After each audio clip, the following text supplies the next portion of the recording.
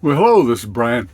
Yeah, got about 40 minutes before I've got to head into town, and I thought I would catch up a bit and talk about what's been going on. Yesterday, we took a load, truck and trailer load, over to the consignment auction, 53 lots actually out of Agate. That was a good hunk of what's there. Mostly oversize, overlength, and large, bulky items. Pushing that out. And I let the auctioneer over there know that next trip will probably also include some extra. And then we can go back to doing it with the truck. Because I tell you, with the price of fuel being what it is, pulling that trailer over and back, well, it was probably about a $25 round trip to drop off those lots. So we spent most of the day over at Agate working on clearing it. Specifically, we used the enclosed trailer and we went for the large, the long, and the oversize, the definitely surplus. Filled up most of the back, a good load in the trailer, and we'll finish that off tomorrow. And on Wednesday, that will get unloaded at the consignment auction. On the way back, I stopped at my free book source, picked up a couple of groups, natural bundles, one of Clive Cussler paperbacks, one of Louis L'Amour paperbacks. Even though he's long gone, he's still a good seller. This was my group of books that I picked up at my book source, including a Route 66 Reflections, A Journey Through the Bible. Now there's an interesting twist on the Bible, but we'll have a look at that and see if it has any value.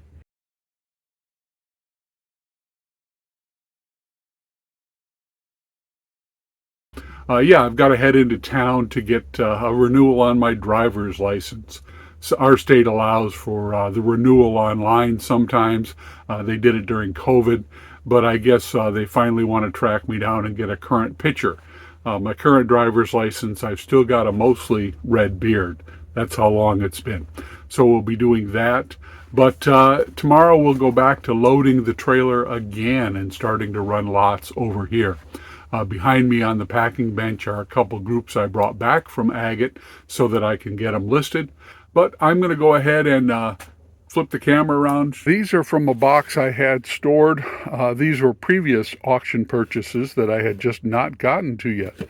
This one's a Maisto model car, Chevy Nova. Good little car. A friend of mine, his brother had one when we were teenagers. So that's probably why I bought that one. But a 1970 Chevy Nova. Here's one for a ear pollution CS40 headset. Yeah, pink. Some books about music. Here's a pair of Rock Candy Xbox remotes. I guess these are aftermarket remotes, so I've got a pair of them. Here's a little cast iron. He's a machine gunner, so there we go. He's got a water-cooled machine gun there.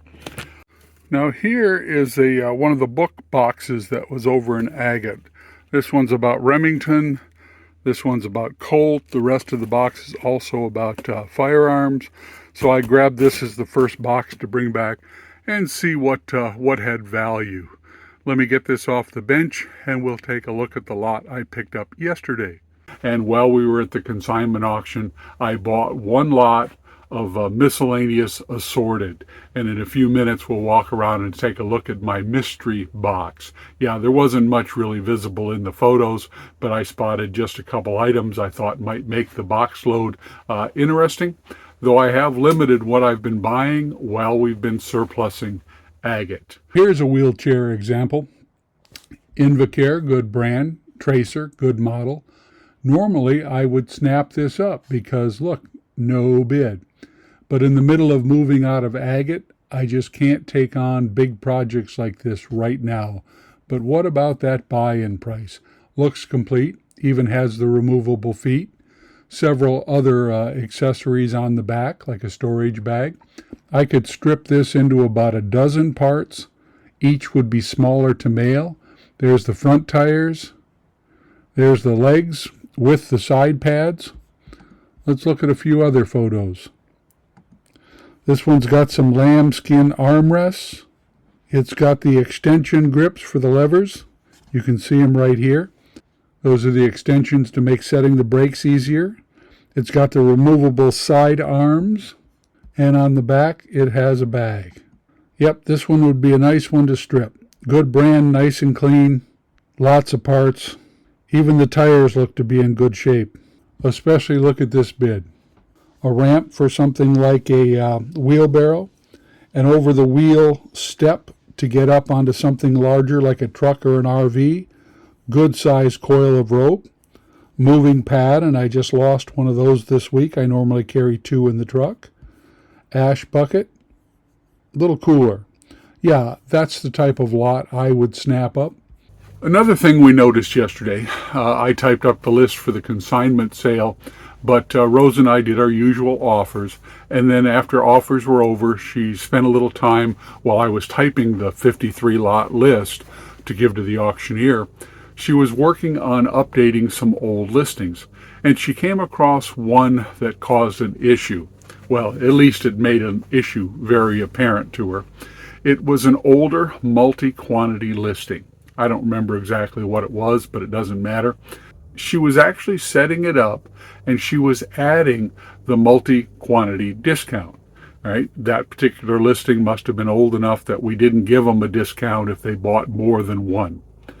So what became apparent, though, is the item was a bit large, and our default, because remember, we use shipping policies in the business policy page, and we use flat rate shipping. And it's a situation like this that tells you right away that eBay, the people who set this software up, they weren't really thinking about people who go flat rate with business policies. They set it up for calculated shippers, and I'm not a calculated shipper.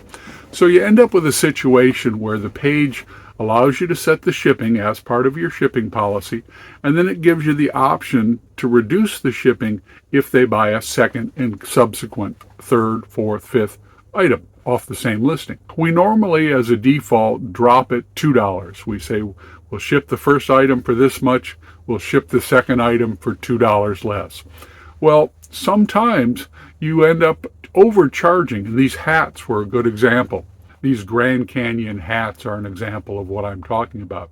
When you set it up, you set the shipping, and now with that latest 8% rate hike, it cost me about $8 and change to ship a hat, especially if it goes coast to coast. If I'm shipping the second one, it costs more, but not a full amount. So we drop the shipping by a couple of bucks as a default in the listing. Well, this person bought 3. So when it dropped the shipping for the third one, it still collected much more shipping than I needed. And the question then becomes, how do you deal with that? If you're setting up your shipping policies as a flat rate shipper, yeah, there really just aren't enough options to say, well, as they buy 1, 2, 3, 4, 5, the shipping can reduce, but the software doesn't let you do it. So what we normally do is we rely on that multi-quantity discount to make up some of the difference.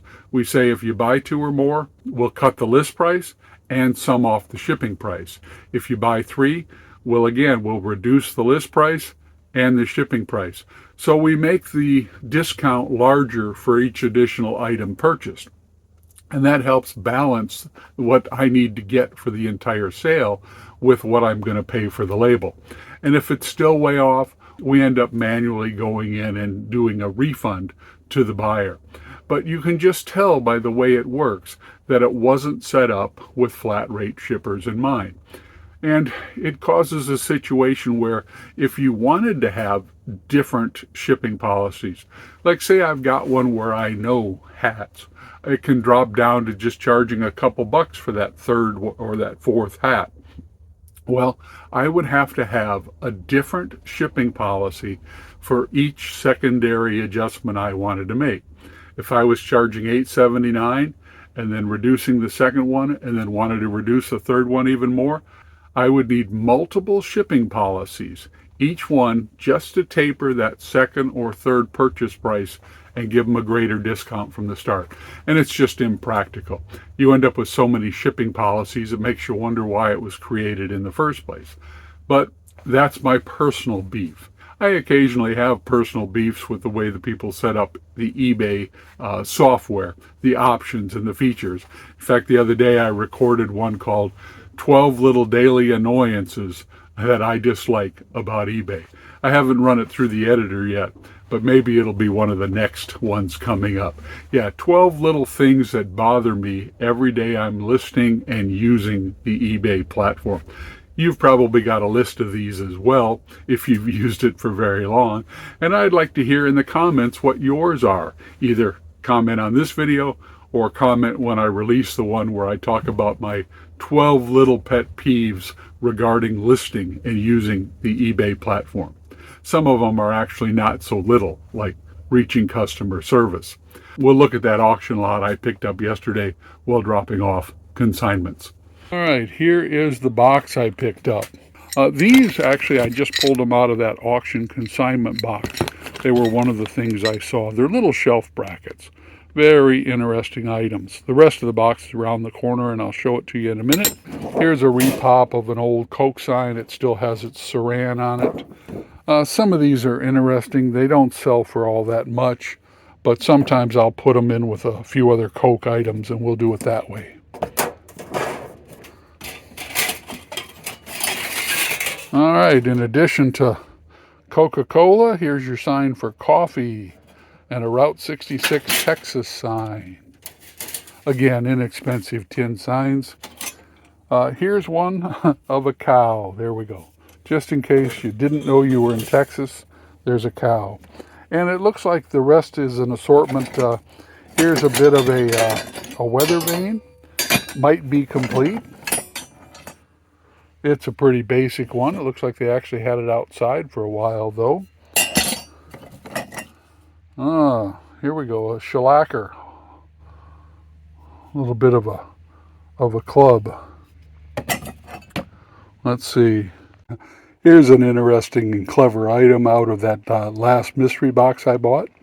It's a little bit of a club, a knocker, if you will, but the sentiment on it is interesting. It says, always listen carefully to your adversary's point of view, then hit him. Sounds like management styles, management techniques of Attila the Hun. Listen, then attack. Right. Best defense and offense. I may have to keep this one around the workshop.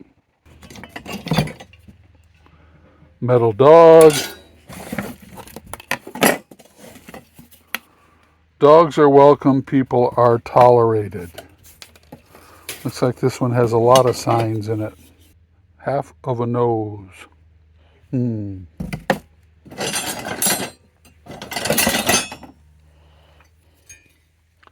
butterfly dish.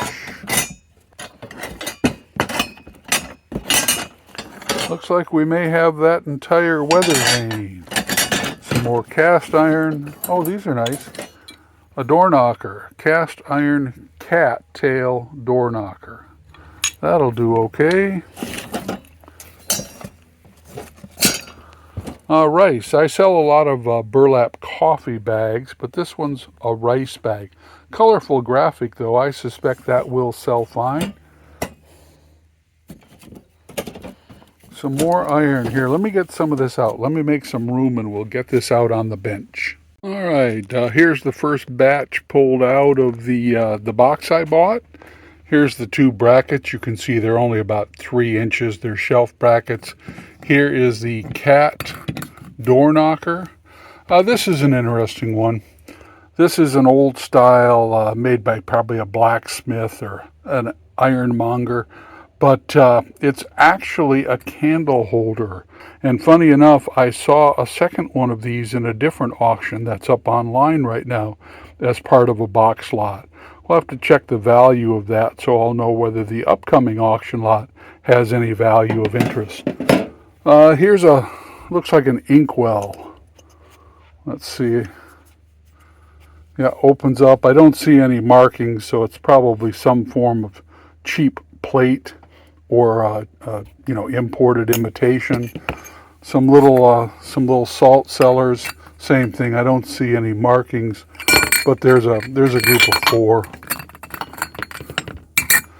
Here's a glass hanging ornament. Spoon, some markings. Let me see what this says. It'd be funny if it turned out to be silver, but usually these are looked over pretty well. Hampton stainless. But you never know. I may find just something to put that with. Butterfly. Here's a bell. Here is the dog weather vane. It looks complete. Here's a little glass. What do we got there? We got a mouse. We got looks like a mouse. Little glass mouse in its box. I don't think 26CB is a particularly good brand. One single cast iron bracket, probably not worth selling on its own. Here's an aluminum hook. Heavy duty, dirty, but an interesting. You don't see a lot of aluminum ones. A couple of sand dollars. Those will go in some lot Rose is making up. Slate. Painted slate. I used to have a much better looking version of this very one hanging in the house in Seebeck. I thought it was a good spin on the traditional home sweet home as my children were growing up. Some brass, not particularly good brass. Napkin rings, as expected, marked made in India. Here's a cast iron paper towel holder. Those are good out in the shop or the garden shed because they have enough weight and they're mobile, so you can take the roll with you as you go. Let's go see what else is in the box. All right, left in the box is an odd assortment. These are like straw trivets, metal iron holder, metal napkin holder. Here's that nose. Looks like 3 or 4 different Christmas ornaments. Here's an old cast hanger. If that were in better shape, maybe I'll wire brush that. I've sold several of these over the years, and the old ones do well. The metal swing arm plant hanger. Here's some sort of a metal outside piece of decor. That's got to be 13-inch diameter. Yeah, maybe I'll pull out what I want, mix this in with some other things, and send it back to another auction a bit more organized. Often the value is simply because this stuff gets dumped into a box, dropped off at a local auction. They don't do anything with it. They just simply photograph the top, and if you pull out 1 or 2 things to put up on a site like eBay, and then you better divide it and put it back together with other similar, like decor and then metal, you can make a little profit doing it, but the real value is in the items you keep out for eBay. And of course, if you put this aside and get 4 or 5 more of these from other lots, and you can just put up a listing for metal bells. But a single metal bell, probably not worth listing. And there you have it. That's the update for what's going on this week. I popped a few photos of some of the items I pulled out of that consignment. I'll take a look at them with a Google Lens search, and we'll see if any of them had any value. But as expected, for what I paid for that mystery box, it'll make me a little profit, and then it'll make some bundle fodder to make up some other lots. And that'll clear my price, my investment in the box to begin with. This is Brian. You enjoy your day. And as always, drop me a comment, give me a like, give me a thumbs up. Always appreciate it. It helps the channel grow. Well, that was interesting. We got in there, we had an appointment, went to the kiosk, punched in the code, came back and said, "You're 4 minutes too early to check in." And then a disembodied voice came out of nowhere and said, "Did you get a ticket?" And Rose said, "No." He said, "Well, just push no appointment and it'll give you the next number. We're not busy today. You can be next." There we go. I like being next. If they don't mail me the new driver's license in a month, let them know. They gave me a piece of paper, took my $82 and renewed it.